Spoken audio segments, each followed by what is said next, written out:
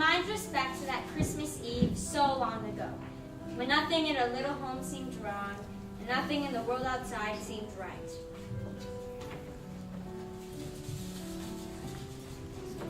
Do put down your sketch pad, Amy, and help me finish trimming the tree. Why isn't Beth helping with the garland? Because Beth did most of the decorating before we got home. I'll be glad to help. Just think how pleased Mommy will be when she sees it. I finished at last, and not a moment too soon, if you ask me. Joe, where have you been all this time? Need you ask? Just look at what she's wearing. Say what you like about my writing hat, but I've just written a closing scene for The Witch's Curse that was a divine inspiration. Well, we finished trimming the tree without you. Christmas won't be the same without presents. It's dreadful to be poor. I can remember when we used to be rich. I remember too. It's not fair that some girls have plenty of lovely things, while other girls, prettier girls, have nothing at all. We're better off than so many others, though. Orphans, for instance. We still have Father and Mommy and each other. But we don't have Father. Probably won't for quite some time. Who can say how long the war will last? Many families in the north and south will be missing their men this year. The army is having a dreadful winter. Supplies are scarce. Mommy's right when she says we shouldn't buy each other presents. We have to make some sacrifices, too. I'm okay with most sacrifices, but I'm tired of remaking the same dresses year after year. None of you talk the way I do. You don't have to go to school with impertinent girls who label your father just because he's poor. If you mean libel, say so. And don't talk about labels as if Papa was a pickle jar. I know what I mean, and you need to be statical about it.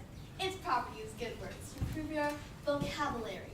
Vocabulary? Christopher Columbus, aren't we proper? Joe, don't. It's so boyish. That's why I do it. I hate rude, unladylike girls. And I hate affected little chits. Birds in their little nests. Agree. Really now, you're both to blame. Amy, your prim ways are funny now, but you'll grow up to be an affected little goose if you aren't careful. As for you, Joe, it's time to stop your boyish tricks. You turn up your hair now and remember that you are a young lady. I ain't. And if turning up my hair makes me one, then I'll wear it in 2 till I'm 20. I won't grow up and be Miss March. I won't wear long gowns and be prim as a porcelain doll. I just can't get over my disappointment in not being a boy. Look at me, dying to go out and fight in the war with Papa, and all I can do is sit at home and knit like some pokey old woman. Poor Joe. Oh, I don't want your pity, because one day I'll be a famous writer, and I'll make a fortune writing books. Then I'll live and behave as I please. And Amy, you'll have dozens of beautiful dresses with satin and lace, and Meg will have plenty of handsome bows to dance with, and a beautiful new piano for my Becky. I should like that. So, no more fighting, and let's get to work on our play. Beth, play something gruesome for us. Amy, I've just written a new scene for you. It's wonderful. No. It's very simple. All you have to do is shout, Rodrigo, Rodrigo, save me, then faint. Rodrigo, Rodrigo, save me, save me!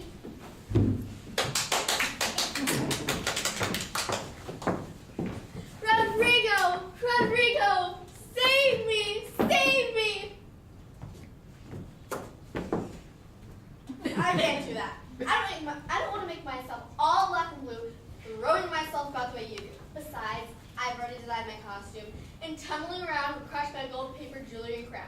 You don't have any jewelry, and you certainly don't have a crown. And why not? I'm a princess, am I not? But you don't know it. You think you're a serving girl for Beth, Hagar the Witch. A princess always knows she's a princess. Well, you don't. Now, you're locked in a tower when I, with the villain, enter. That's when you cry out to Rodrigo. I thought Meg was Don Pedro, my father. She is, but you don't know it. I told you this a dozen times. You haven't the slightest idea on who you are until the end of Act 5. Oh, does Meg know? Of course. Well, then I want to know too. Why should I always be the ignorant one? Because if you know who you are, then the play's over. Well, it's too long anyway. Amy, just do the scene. Besides, it's not polite to correct the author. Yes, and Joe's a regular Shakespeare. Oh, well, that's nothing, really. All right, places, everyone. Are you ready? I am Hugo. Here I come with wicked intentions. Aha! Move closer. Aha!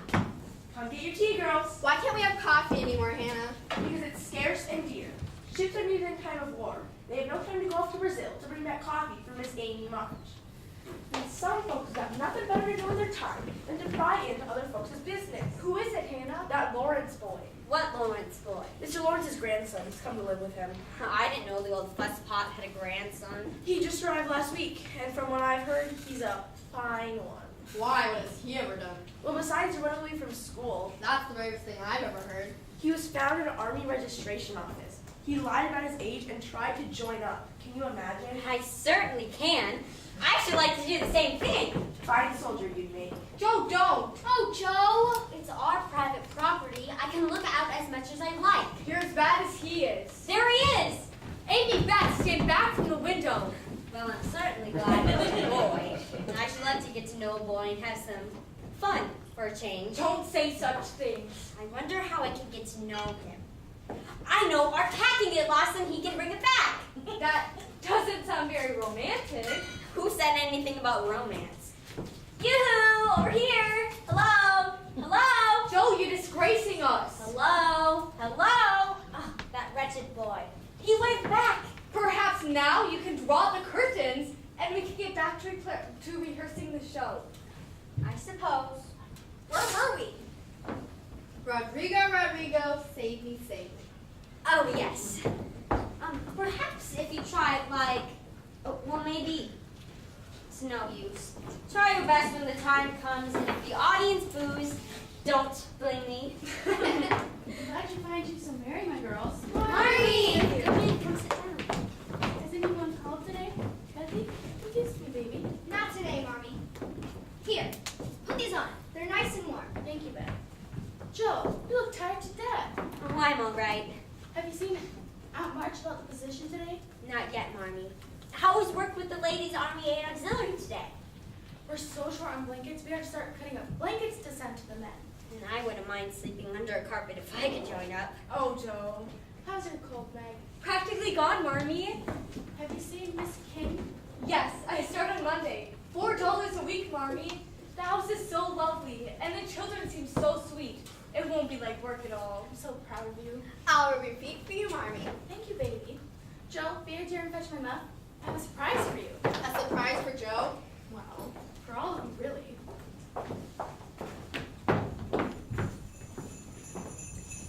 Oh, the letter from Father! Sent you all a little Christmas message. Now, who could that be? From the sound of the pounding, I'd say Aunt March. Yes, there's a sleigh.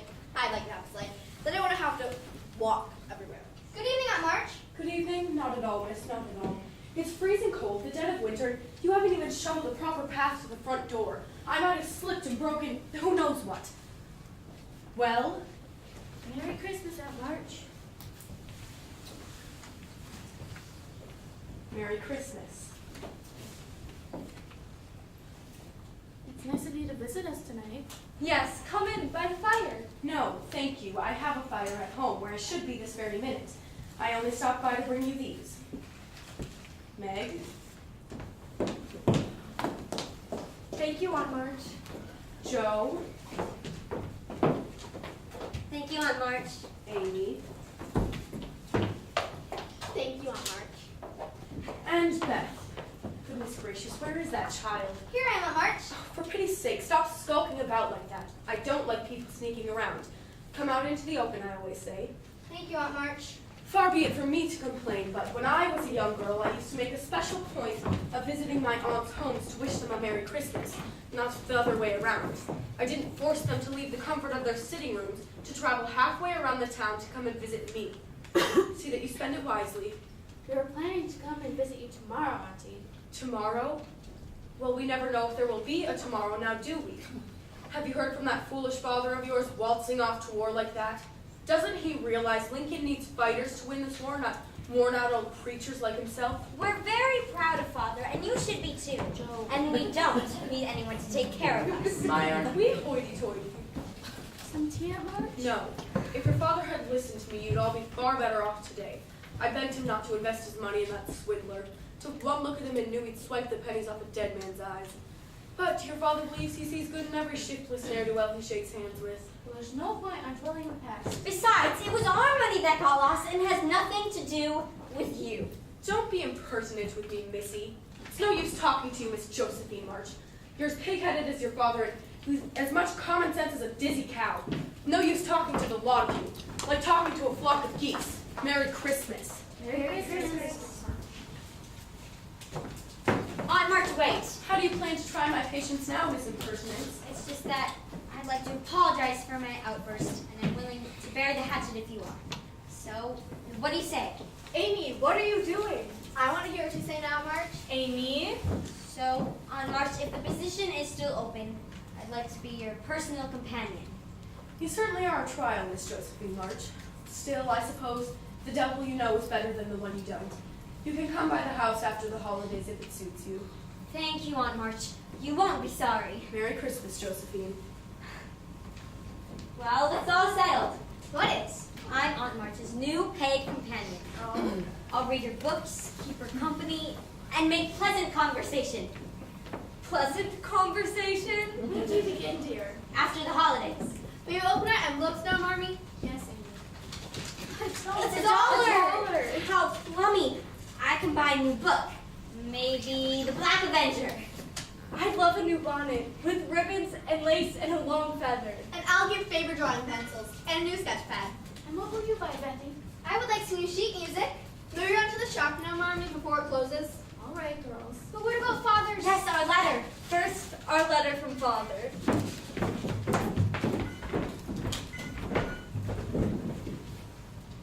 To my loving wife, give my girls a kiss and tell them I think of them by day and pray for them at night, and find my best comfort in them at all times.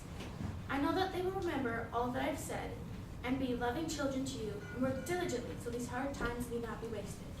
I know that they will fight their bosom enemies bravely and conquer themselves so beautifully that when I come back to them, I may be found fonder and prouder of my little Betty. Ma'am, Yes, Hannah? sorry to disturb again, but it's a message from Mrs. Hummel. Wants to know if you can come right away. Yes, of course. Amy, my wrap.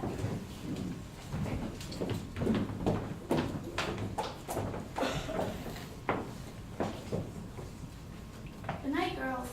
Good night, Marmee. Don't stay up for me. I might be late. Good night. Good night. Marmee ought to have a new pair of slippers. I can make do with the sheet music I have. I'm the man of the house while Papa's gone. I'll get the slippers. Beth thought of it first. Then I'll get her a new pair of shoes. Gloves. A fine pair of pink gloves. Maybe kid. And I'll get her a bottle of clothes, a small bottle. That won't cost too much, and I'll still be able to buy my pencils. But Joe, won't the store be closed by now? Then we'll storm the Citadel. They'll have to open for us. Come on.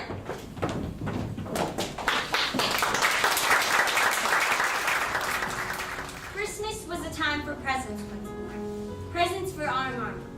Christmas Eve was a flurry of excitement, and we could hardly rest till Christmas morn when we would share our special gifts.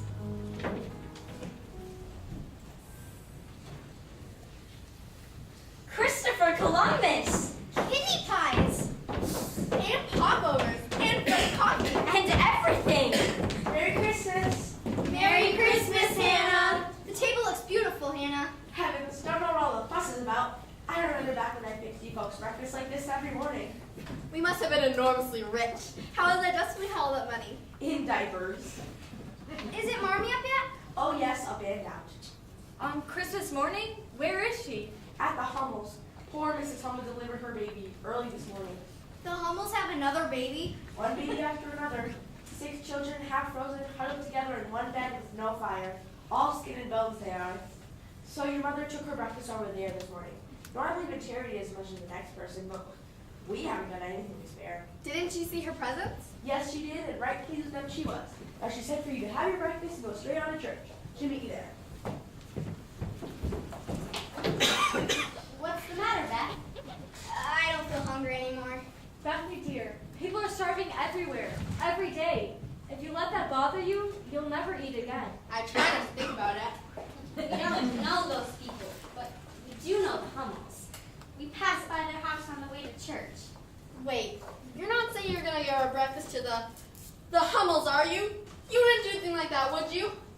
I could. So could I. Well, it's all or none. I don't suppose none of us is an option. Well, I insist need to vote. Oh, Amy. All in favor say aye. I. Oh, fine. I. Good, it's decided. Let's bundle up.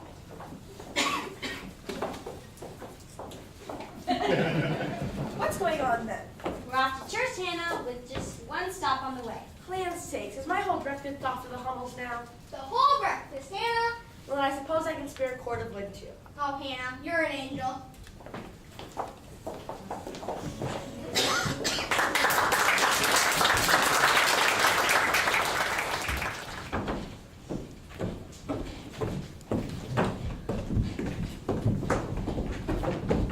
I'll take the popovers, you can take the milk. No, I'm fine. I can manage perfectly. I'm sure you can. That's why you're taking the milk. You want to have something left for the Hummels?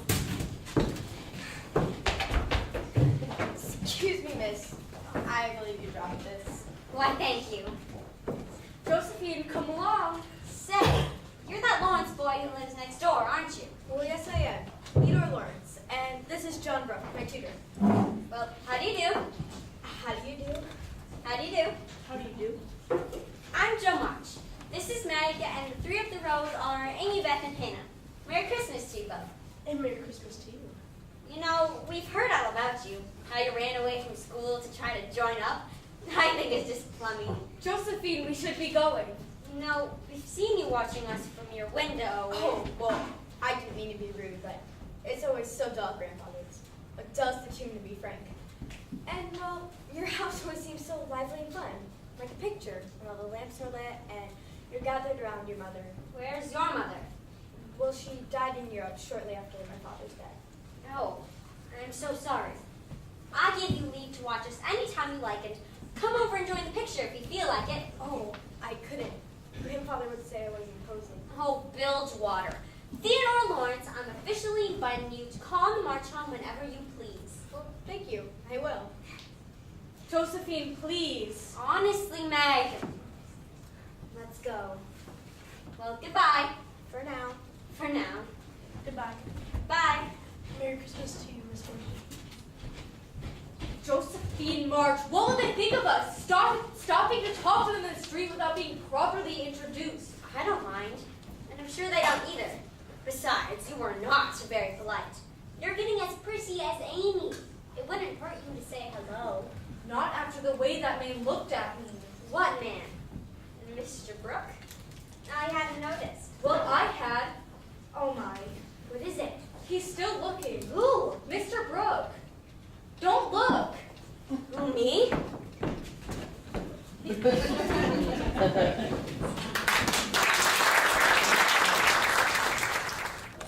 So ended the first brief encounter with one who will become one of the truest friends our little family would ever know. But as winter began to melt away into spring, I wondered if our invitation to call on us would ever be taken up by young Mr. Lawrence.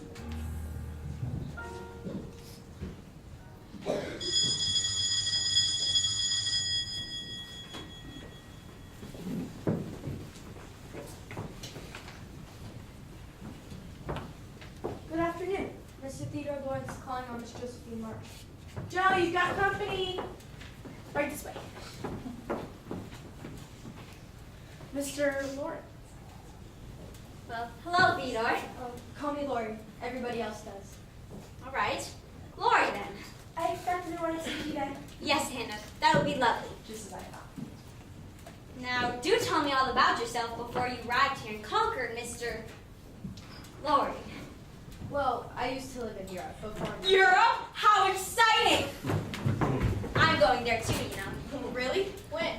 I don't really know when. But my Aunt March, what a crotchety old thing she is, has rheumatism and did I tell you I'm a personal companion?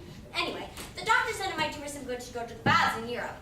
Did you go to the baths? I mean for rheumatism?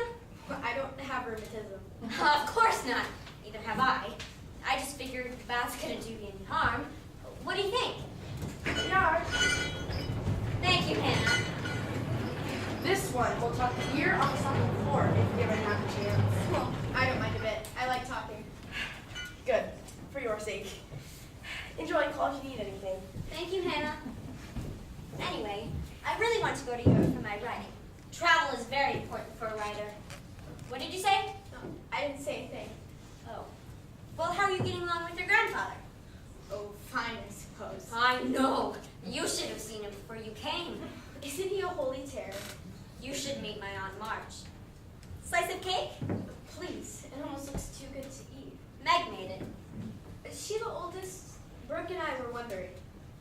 would he wonder about her? Well, he seems rather taken with her. Surely you noticed. So he sent you out to find out for him? Well, No, well, you can tell him that we don't like anyone in this house. Well, we do like people in this house, but we don't like young men. We do like young men, but we don't like young men who wonder about us. Megan is just too young and too smart to wonder about who wonders about her. Perhaps I'd better go. Oh, I'm sorry, I didn't mean to be out of sorts. Oh, I'm so sorry, so very clumsy of me, so very sorry. Don't worry about it. Do you really want to leave? No, not really. It's just so dull over there, and everything here is so fun. I'm glad you like it here. I was hoping I could be in one of your plays sometime. Would that be all right? Oh, say, I'd love to have someone else play the villain for a change. I hate wearing that mustache. It makes me sneeze. I know how to fence, too. Really? Really? This is so exciting. Here. On guard. On guard.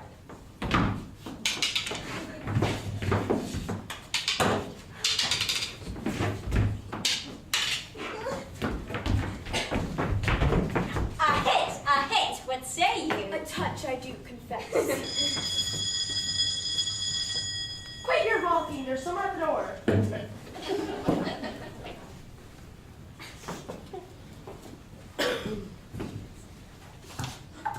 Mrs. March! Mrs. March! It's one of those telegraphy things. It's father. Oh, Mommy. No. He's been wounded. He's in the hospital at Washington. We must go at once. I can ask grandfather for the carriage to take you to the train station. We need fare for the expenses in the train, but we don't have that kind of money in our savings. I'll go and ask Aunt March. Quickly, girls. We'll help your mother pack.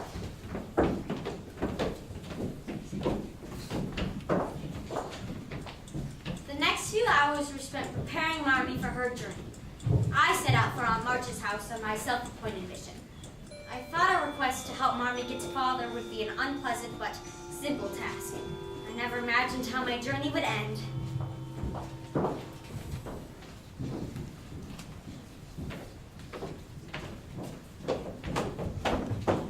There now. I think that's everything. Don't forget these. What if I could be keeping Joe? The carriage is waiting outside, and grandfather sends along a bottle of port for Mr. March. Thank you, Lori. And send my kindest regards to your grandfather. Beth, place this carefully in my traveling satchel. Yes, Marmee. Careful not to shake it. Where's Joe? Well, where is she? Where's that foul-tempered daughter of yours? I thought she was with you, Auntie. Not very likely, not after her visit. So here, take this. Lord knows you'll need more than you asked for. One can only guess what you'll find once you get there. Thank you. Thank you very much. Pish posh, Bottom. You're too sentimental. Now you remember how to get there? You changed trains in New York, horrid city, and then I don't believe that'll be necessary, ma'am. Mr. Lawrence has asked me to accompany Miss March on the train to ensure that she gets to Washington safely. Thank you. But I don't think that's necessary. It would be my great pleasure to be of service to you and your family. Besides, Mr. Lawrence has already engaged some work for me to complete from on there, so you see, But you're all very kind. Thank you. Thank you all so very much. with your permission, I'll load your luggage and wait in the carriage for you. Thank you, Mr. Brett. I want to apologize for being less than neighborly in the past. You've been so kind, and it's such a relief to know that Marmee is someone to look after her. Thank you, Miss March. Goodbye. Goodbye. Whoever could be keeping that child? At least finish your tea while you're waiting, ma'am. Thank you, Hannah. Beth, see that you don't forget about Belmo's mom away. No, Marmee, I won't. I promise. Well, someone might remember me once in a while, too, for a change. Well, I hope everything turns out for the best, but I doubt it. Bye. Aunt March. Yes, miss, here I am. And no thanks to you. I had to get up, get dressed, and ride over here by myself, because you're so stubborn. Well, you certainly don't get that from my side of the family. Good day, Miss Josephine March. Joe, where have you been? Marmee was worried sick. We all were. Yes, what could have kept you this long? Oh, I went to Aunt March's, and she croaked like she always does when someone asks her to open up her purse. And, well, I just couldn't stand it. There he is, her own nephew, sick in the hospital, and all she can do is complain about money. And, well, I lost my temper, and here's my contribution. $25? Where on earth did you get it, Joe? I came by it, honestly. I only sold what belonged to me. Joe. Oh, goodness gracious! It doesn't affect the state of the union.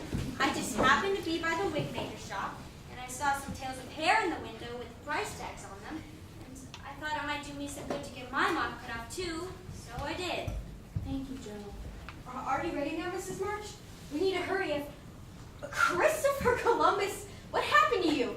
You look like a porcupine. Sorry. Oh, I don't mind. You'll grow back and be as beautiful as before. But you'll never be more beautiful to me than you are right now. I like it. It will be easy to keep up with. And it's strangely becoming. We'll need to hurry now, Mrs. March. Yes, you can't miss your train. Yes, yes. Can we go with you? No, it's best if you stay here and carry on as usual. Comfort one another. Meg, you'll watch over your sisters. Joe, try to be more patient.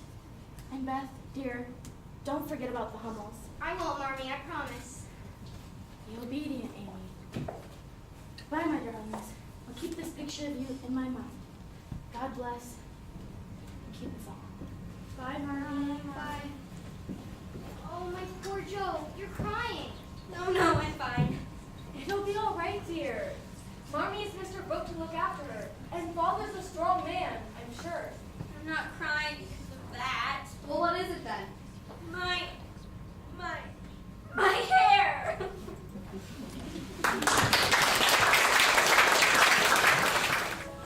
Father's convalescence in that Washington hospital lasted many months. And life in our little home soon found a simple domestic pattern in Mommy's absence. Our friendship with Lori continued to grow, and the surprising support and neighborly efforts of his grandfather was a boon to all our spirits. I had worked furiously at my scribblings that summer, and had sent some of my manuscripts to publishers. Then, an important letter arrived for me that fall. Now I know what you've been up to while you're scribbling. Is this why you haven't had any time for me lately? Return it now, Mr. Lawrence, or never speak to me again. All right. Just like a girl. First you say we aren't going to have any secrets, and now this. Well, this is different. Well, it's still a secret. No. Well, you can keep it, because I've got one too. Oh, Bilgewater. And it's plumbing. Very. Very. All right. If that's going to be the game you're going to play, you tell me yours, I'll tell you mine. Well, fine. Read it yourself. Paid to the order of Miss Josephine March. $1 for a story entitled The Phantom Hand. Well, what do you think of that? $1? Go on, laugh. But that's just the start. Someday, I'll get as high as 10. I swear I'll never understand you. Cooped up in that attic, writing away, and missing out on all the fun we could be having. And for what? A measly $1? Joe, if it's money you want, I've got plenty of it. It's not money. Not really. It's this feeling I get. This strange, nervous feeling on the inside. Something that I wrote will be in print, and people will read it. I don't understand it. But if it makes you happy, I suppose. All right, now play fair, Teddy. What's your secret? I know where Meg's missing glove is. Is that all? Ask me where it is. Well, where is it? Brooke has it. How do you know? Saw it. Where? His pocket. He found it the night they were dancing at grandfather's party. Isn't that romantic? No, it's rubbish. I thought you'd be pleased. Pleased? At the thought of someone taking Meg away? Why do things always have to change just when they seem perfect? Meg used to share everything with me. Now she keeps to herself and thinks that John is a lovely name and brown eyes are beautiful. Well, I think it's sickly, sentimental, romantic rubbish. We better not try to break up our family. You'll feel differently when someone comes to take you away. I'd like to see someone try. I'll die a spinster rowing my own canoe before I let any man catch me. I'll catch you, Josephine March. Never! Thank you for your assistance this afternoon, John. Brooke. Yes, well, goodbye, John. Goodbye, Meg. I have never been so embarrassed in all of my days. When are you going to stop acting like a child? Not until I'm old and stiff and need a crutch. Don't make me grow up before my time, Meg. It's hard enough with you changing all of a sudden. Let me be a little girl as long as I can. I haven't changed a bit. But it's time for you to stop your romping ways. Look at you, running about no hairpins, no combs, running about like a loose horse. You know what? I wish I were a horse! Oh, you're such a child! Well, bye, I suppose. Joe, why are you mad at me? Hannah? Hannah? Where's Hannah? Beth, what's the matter? No, Joe, don't come near me. I feel so tired. Please get Hannah. Hannah? Hannah, come quickly. Beth, why don't you come in and see? Joe, what's happened? Don't come near me, Meg. What is it? Oh, Joe, the baby is dead. The little homo baby died in my lap. Oh, Beth. She seemed asleep, but suddenly she gave a cry and trembled and lay very still. I tried to warm her feet, but she lay so still, and then I knew she was dead. It's not your fault. The doctor came. He said it was scarlet fever. Oh, Beth. Come and lie down on the... No, Amy, don't come near me. You've never had it, and I feel so strange. Joe, help me take her up to her room. It's all right. I'll be fine. Of course you will, Becky. Of course. Meg, run and get Dr. Banks. Yes, Hannah, right away. And you, miss, are to stay clear of things down here. We'll have to send you to your Aunt March's for a spell, for your own good. I won't go. I won't. I'd rather have scarlet fever and die than stay without March. For heaven's sakes, Amy, be quiet for once in your life. You should be off as soon as you can. Scarlet fever is no joke, miss. But it's Stella on March, and she's cross, and I don't want to be sent off as only way. But it's to keep you well. I'll tell you what. I'll pop in every day and tell you how Beth is. Will you take me out driving? Every single day, on my honor. And bring me back the minute Beth's well. The identical minute. See if I don't. Well, all right then. Hannah's a good girl.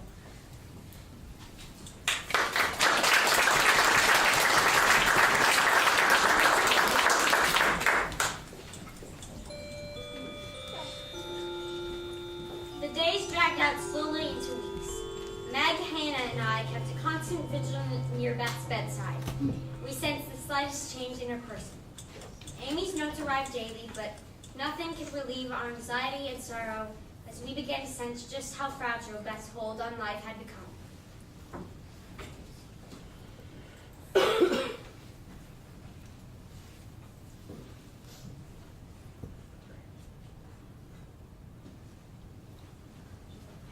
Hannah? Don't get up. I just came by to see how Beth was doing today. The doctor says this fever should break by now. I'm afraid we'll need to send for Mrs. March as soon as Meg returns. Hannah. You children begged me to telegram her weeks ago, but I was afraid of fretting her just yet. But now the doctor says the end may be very close, and Miss Beth seems weaker every moment. Hannah? Yes, Miss. Joe. She doesn't even recognize us. Oh, I wish Mommy were here. She'd know what to do. It's okay, Joe. You can hold on to me. I can be strong for you. If only I'd sent that telegram. Marmy will be here soon. No, she won't. How could she be? There isn't time. I got fidgety and so did Grandfather, so we sent Brooke back to fetch her. She'll be back on the 5 o'clock train. Mommy? Here in a few hours? Yes, Joe. Oh, Lori. My dear, dear Lori. Oh, I'm so sorry. I didn't mean to fly you like that. Well, it was the only way to say thank you. Fly at me again. I rather liked it. No, thank you. I'll do it by proxy when your grandfather comes. Oh, Lori, if life is as hard as this, I don't think I'll ever get through it. We'll all laugh again and have fun and games just like old times. You'll see. I hope so, Lori. Truly do. Well, I'm off to the station now and shan't spare the horses. Thank you, Lori. Thank you.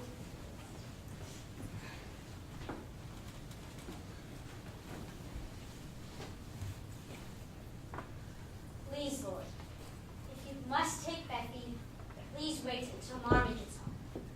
But please, Lord, please don't take her because she's such a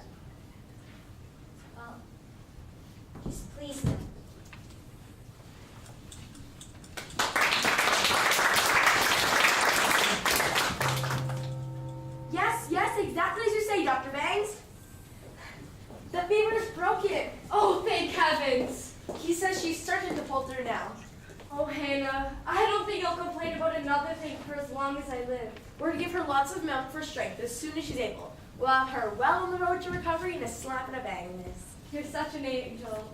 What about Amy? Sent for as soon as the doctor said. Is Beth resting now? Yes, I'll have her old linen stripped and new ones put on in just a few minutes. Okay. We'll have we're to have lots of warm milk. Marmy! She's going to be all right. The doctor says she's going to get well.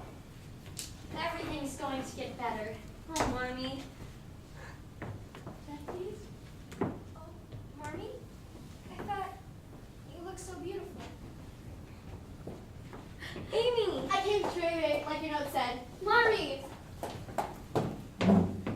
She's going to get better. Our Bethy is going to get better. Oh, Beth, you have no idea how much I worried about you. I thought about you night and day. I even wrote a will. A will? Yes, just in case I got sick too. You shouldn't laugh. I left you my sketch pad, my plaster of it, and my bronzing stamp. Well, that's very thoughtful. Of course, since I didn't die, nobody gets anything. Pardon me. Is this the Marshall? It is indeed. Then I have a special glitter for you. Father! Meg, Hannah, Amy, Joe.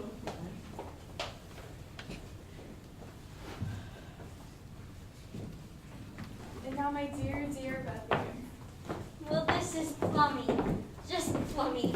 The whole March family is together again. And I call this splendid. Really, I do.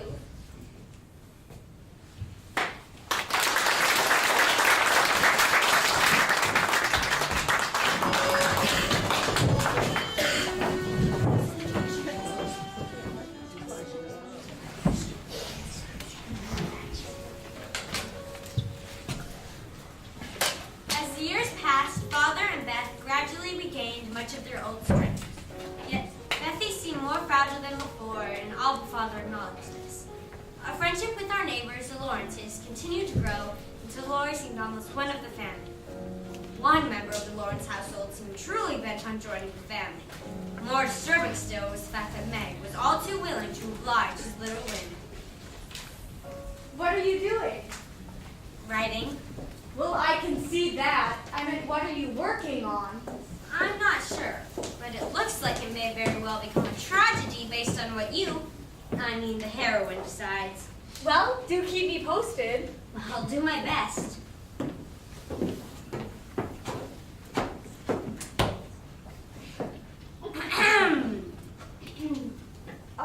Will you be using this room much longer? Why? Are you expecting someone? Of course not. You are! You're expecting that man, aren't you? Don't be foolish. And if you're referring to Mr. Brooke, you... I knew it! I knew it! You think you're in love with him, don't you? Well, I hadn't... Well, I can tell you right now. You're not. I'm not? Of course you're not. I write about girls who are in love all the time. So I can tell you, you have none of the signs. You eat fine, you sleep well, you're never depressed. Clearly, you're not in love. So don't go off doing anything foolish like marrying that man. I don't intend to marry any man. You don't? Well, cheers for you, Meg March. Well, now... What are you going to tell him? You should decide on what you're going to say, because it wouldn't be very polite to just send him packing. Well, I have no intention of being rude. Oh, this is silly, really. Who says he'll ask for my hand in the first place? Okay, if he does, I will just say quite calmly and politely, I must agree with Marmy. I'm too young to enter into an engagement right now. But thank you, Mr. Brooke. You've been the most kind, and I hope we can continue to be good friends. How's that? Good and stiff. That should throw him off the track. Just hand him his walking papers, and things can get back to normal around here. Oh, Joel, that's him. I just know it. All clear out of the way. Just remember, cool and stiff. Oh, how I'd love to see his face.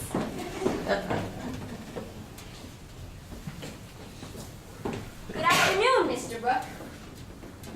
Maggie's in the sitting room. She's been expecting you. Really?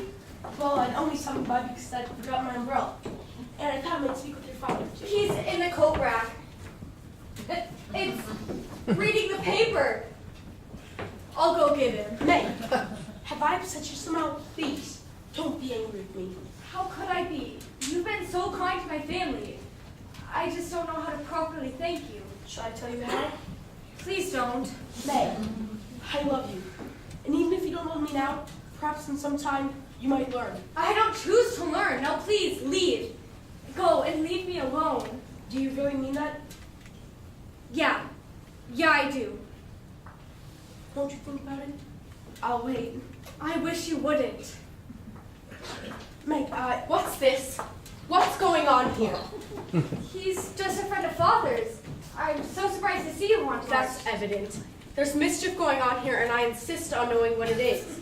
Mr. Brooke and I were just talking. He came for his umbrella, you Brooke? see, and... That boy's tutor? Oh, I see it all now. He's proposed, hasn't he? Please, he'll hear you. Shall I call Father? Have you accepted him? Do you intend on marrying this cook? Please. Not until I speak my mind. Now let me tell you, miss, that if you marry this hook or brook or crook, not a penny of my money goes to you. I can marry whom I please, Aunt March, and you can leave your money to whom you please. Now be a reasonable girl. It is your duty to marry a rich man and help your family.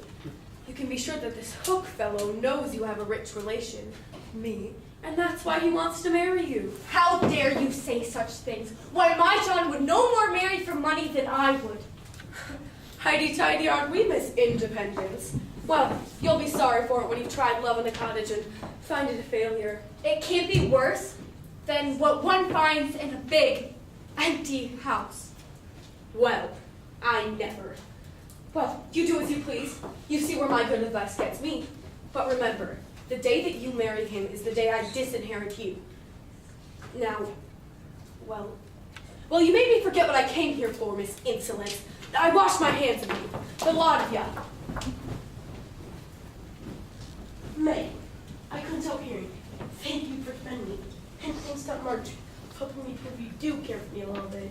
I didn't know how much until she said all those dreadful things. Won't you wait for me? Marmy, come downstairs quick! John Brooke is acting dreadfully, and Meg likes it!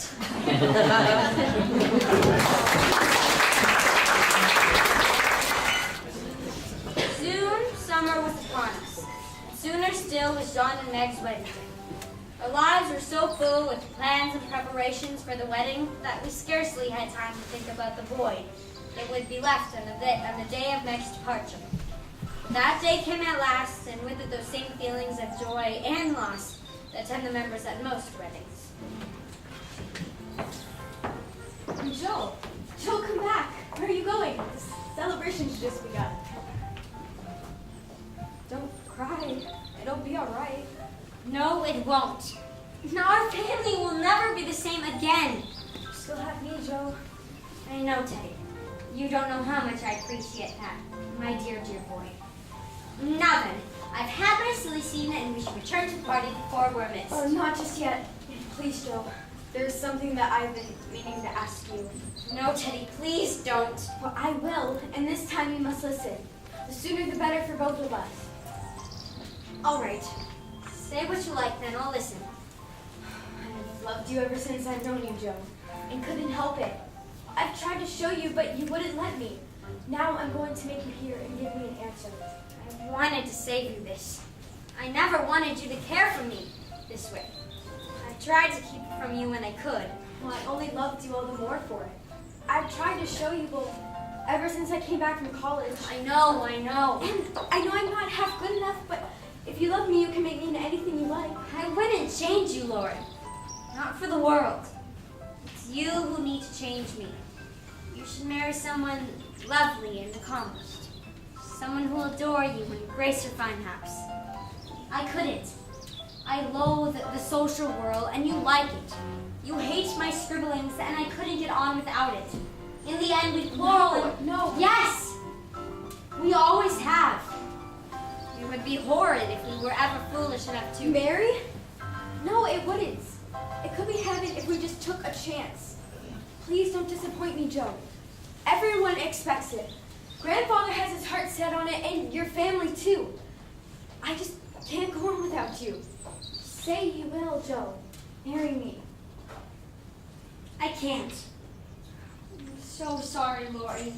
I tried to love you the way you want me to, because I'm so proud and fond of you. And I do love you. I love you dearly as a friend. But I can never love you as a wife. It would be a lie to say I do when I don't. Really and truly, Joe. Really and truly. I don't think I shall ever marry. I love my liberty too much to give it up for any man. Yes, you will. I know you. You meet some no-account, good-for-nothing idiot and fall in love. It's your way. You work and live and die for him while I have to stand by and see it all. I'd be hanged if I do. Lori, wait, come back. Where are you going? To the devil. Someday you'll be sorry, Joe March.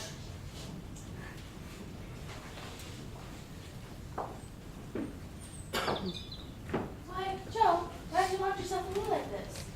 Sorry, Mom. I felt tired and I need to be alone for a while. All right, then.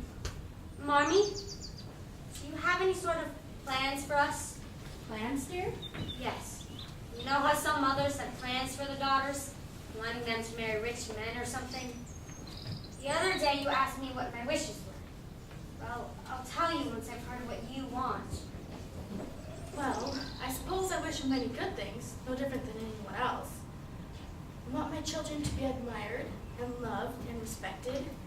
I want them to lead good and useful lives.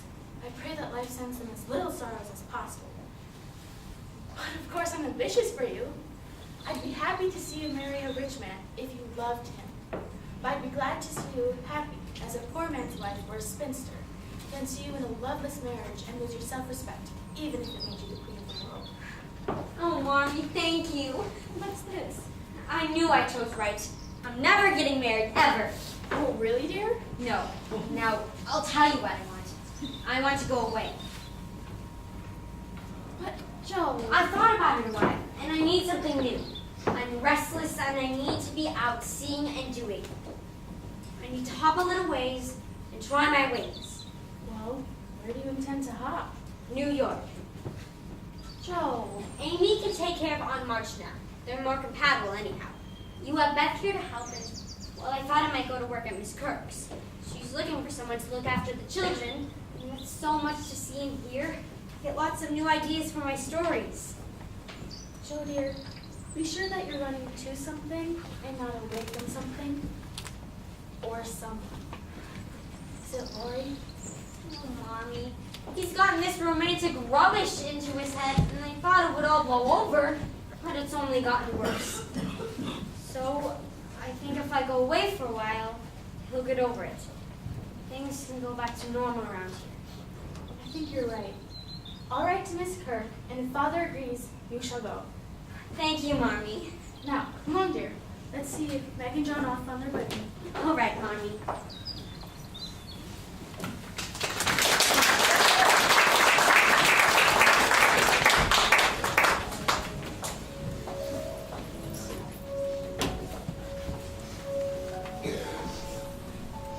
Working at Miss Kirk's was one of the most exhausting and exhilarating experiences that I have known. New York flooded my mind with new sights and new friends, the most important of whom, Professor Fritz Bear. We shared so many new thoughts and ideals, I felt I had found a true kindred spirit. However, in the midst of my newfound fortunes, fate decided to spring a rude surprise, which was the consequence of my abominable tongue.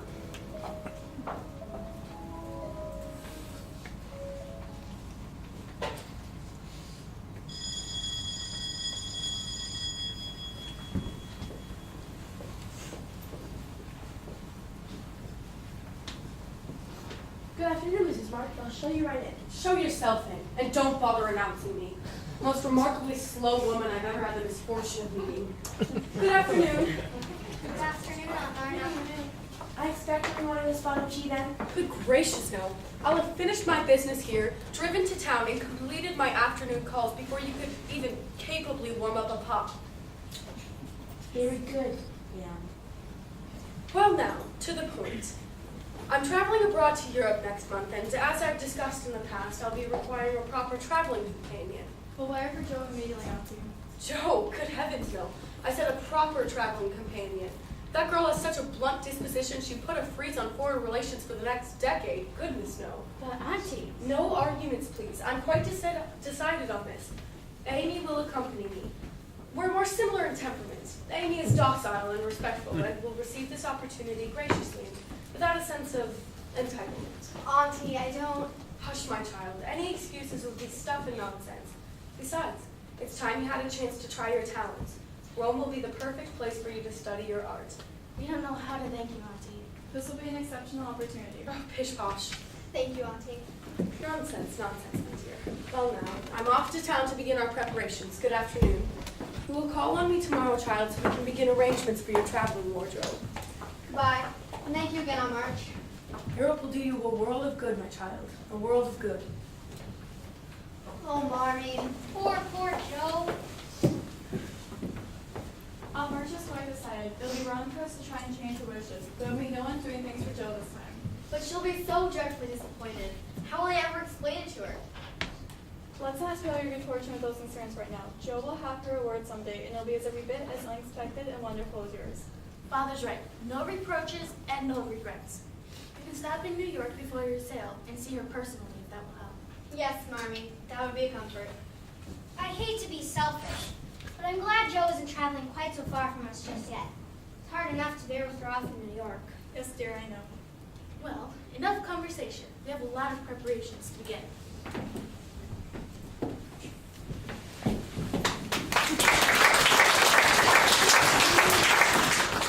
Amy's visit was a comfort for both of us. Her gentle ways and thoughtful words did much to ease the pain of losing my long-anticipated European tour.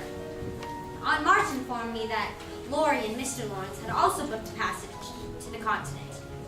However, during those long days before they set sail, no calling card for my dear Teddy ever arrived. Lori's slight wounded me every bit as he had hoped, but nothing could prepare me for the telegram that I would receive several months later. So it was with a strange mix of emotions that I returned home to Concord after receiving that urgent message.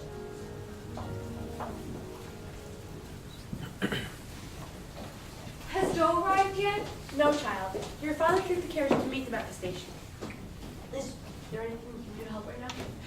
Land's sakes, no. There's little enough for me to do as it is. The house has been so empty with Joe gone, and now Amy Oh! off. And Has the telegram been sent? Straight away, same day as Miss Josephine's. Amy's answer seemed to come back as soon as she received it. Already headed back she was. But your parents wouldn't allow it. Too long and costly a trip. And it wouldn't be fair to your Aunt March.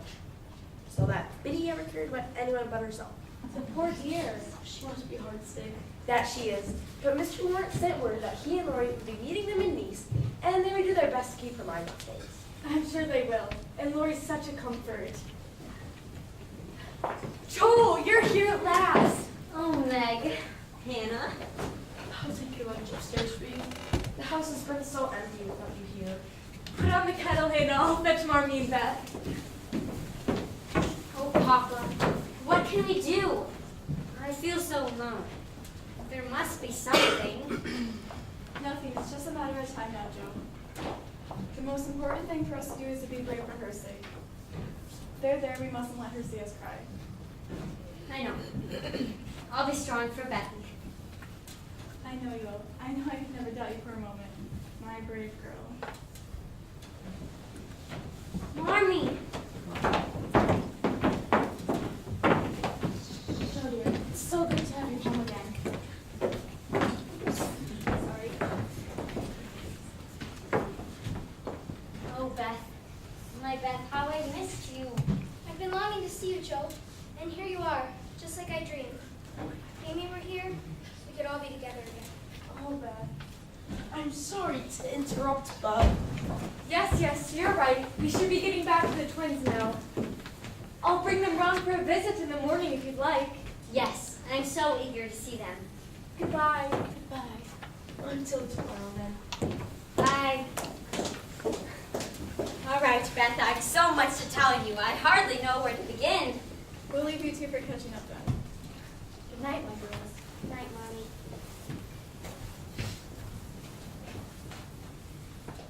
Thanks, Joe. Good night, Father. Good night, Beth.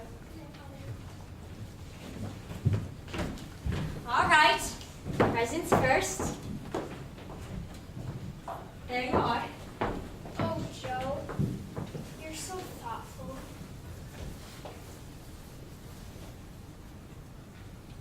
Well, wind it up. I think it might accompany you while you play, since you don't have me to croak along with you lately. I don't play anymore. Oh. I almost forgot. Did I tell you what I'm working on? A book. A whole novel? Yep. May I read it? Oh, I don't have it on hand. You see, I finished it right before I left. When will it be published? Oh, who knows? I didn't leave it with the publisher. I left it with Professor Bear. You must be very fond of him. I am. You see, he's the reason I wrote the book. He said it was time for me to start writing about things, people, and places that I knew, instead of writing about people and places I've never seen. Did you? Yes, Becky, I did. What is your book about? You, Becky. Well, all of us, really. Our little family and all the old times we used to share. It's all right, Joe. You don't have to cry. I'm not crying. I'm just lonesome. Lonesome for Meg and Amy and all our old times together. It's all right, Joe. You don't have to be brave for me. I know. Don't tell Father or Mommy, but I know. I haven't wanted to tell anyone but you, my Joe. But I can feel myself slip a little each day like the tide going out. Oh, don't say it, Bethy. Doesn't that sound funny? Me telling you, me, the cricket by the heart, always content to stay safely at home, while you, Meg, and Amy dream of flying away? Well, I guess it's my turn to fly away first this time. I'm sorry, Joe. Sorry I can't express myself properly. Oh, Bethy. But it seems like I was never intended to live very long. I could never plan what I would do in the future because I couldn't bear the thought of leaving home. But I'm not afraid, Joe. Not anymore. Because love is the only thing that we can carry with us when we go. And I have so much, I know it'll make the end easy. But Joe, I think I may be homesick for you, even in heaven. Nothing can part us, Bethy. Not really. Not ever. It's all right, Joe. It's all right. But Joe, you must take my place for Mother and Father. They will turn to you. Help them through this. I will, Bethy. You know I will. Yes, Joe. I know.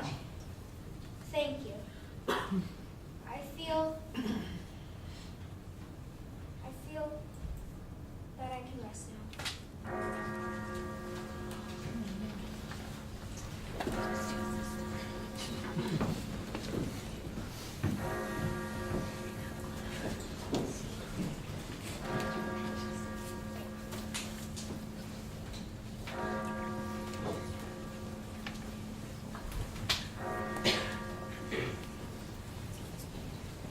Henceforth, safe across the river, I shall see forevermore a beloved household spirit waiting for me on the shore. Hope, faith, Lord of my sorrow, guardian angels shall become. And the sister gone before me, by their hand shall lead me home. With Beth's passing came the fulfillment of my promise to her. Each day filled our thoughts with our brief but special memories with her. Often I awoke at night, and Beth had called me. But when the sight of her empty bed brought me to tears, Mommy's arms were always there to gather me up, soothe me with their gentle ways and silent eloquence. Each passing day lost some of its bitter pain, and her memory was rendered more serene. And with the passing of the seasons, time brought new life and unexpected change into the March household once more. Joe, Ann and I are going over to Meg's to greet the wedding party. Meg, Father and John went over to drive them straight from the station. I know Amy is eager to see you. She and Laurie miss us all so much in their wedding in Nice. Won't you reconsider and come with us? I'll be fine. Besides, someone's got to keep the fires burning until the entourage arrives here.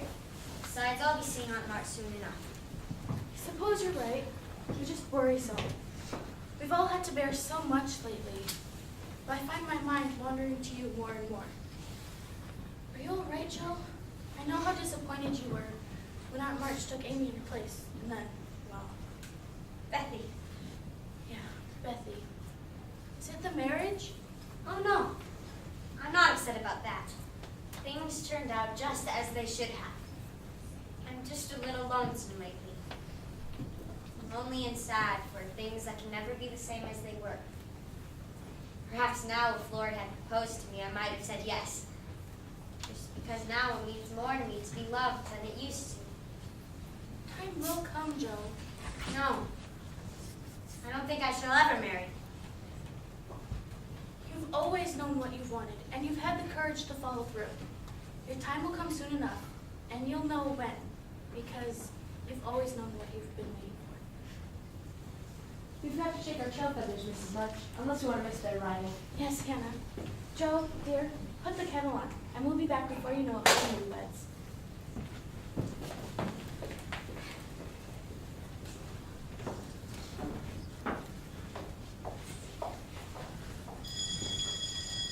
Come in!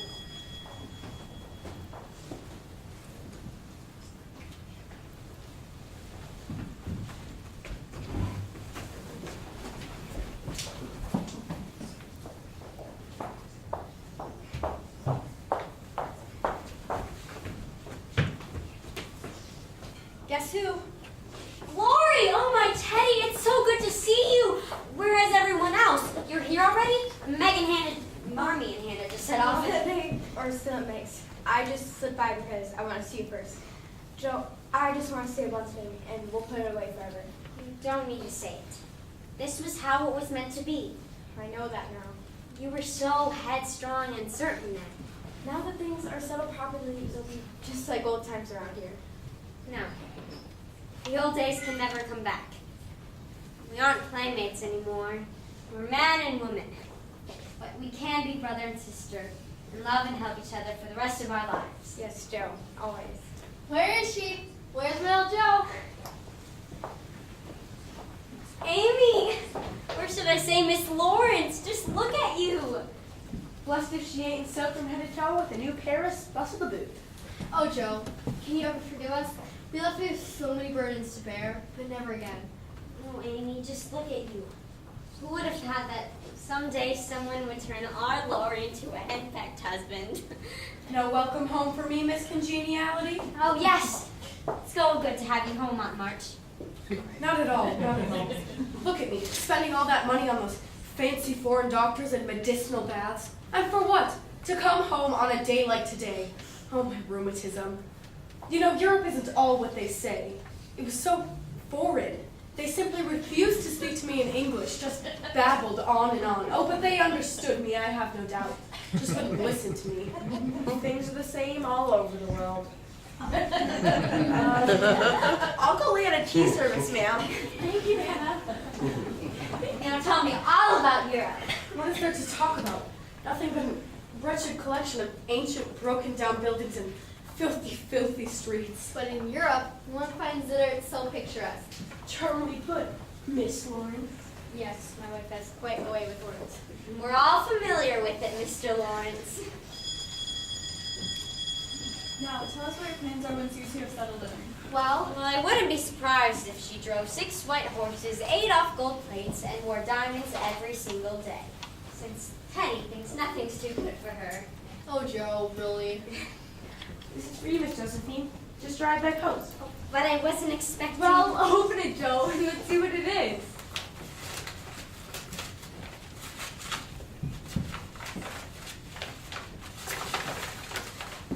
It's my book. Oh, Joe. It's from Professor Bear.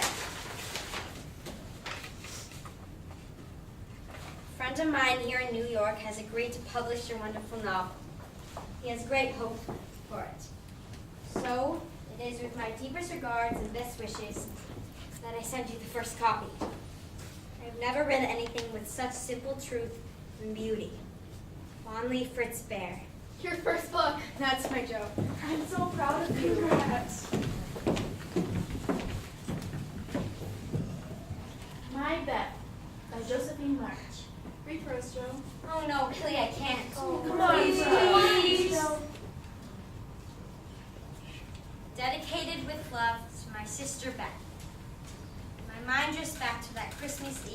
long ago, when nothing in her little home seemed wrong, and nothing in the world outside seemed right.